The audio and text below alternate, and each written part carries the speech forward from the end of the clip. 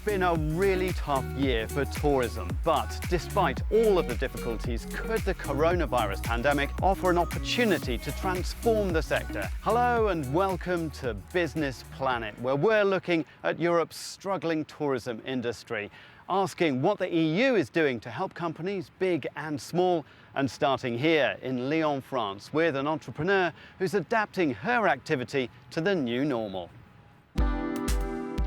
For 20 years, Anne Prost has been offering tailored tours of Lyon's old town and gastronomic hotspots. Today, she's welcoming a group of students. Her company, which is focused on the corporate market, was booming before the pandemic. Now, Anne says it's all about survival, admitting she's had to make some difficult decisions.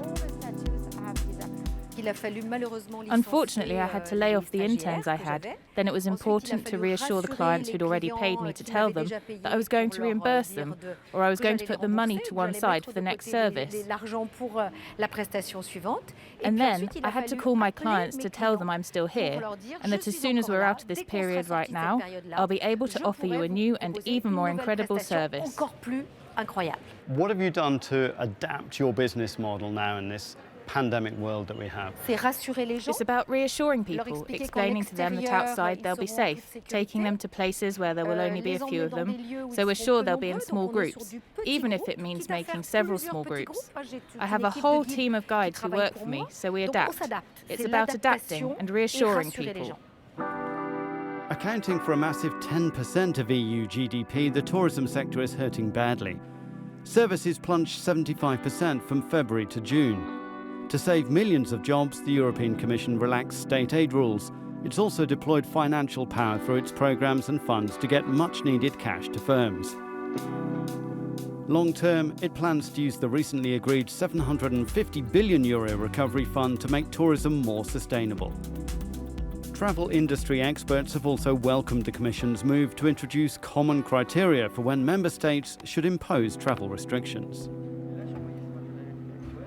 Emmanuel, what do you make of the recommendations from the EU? If you want people to travel again, it is vital for European countries to coordinate when they impose travel restrictions. They have to use common criteria to designate risk areas based on scientific evidence. They have to set testing protocols for travels. And this is what the European Commission is proposing, and we are strongly supportive. What do you think is the future for the travel and tourism sector now? After this crisis, I believe that people will want to know more when choosing their travel options. They will want to know not only what is the best deal they can get, but also which travel option is more sustainable, for example. And therefore, tourism operators will have to be more transparent.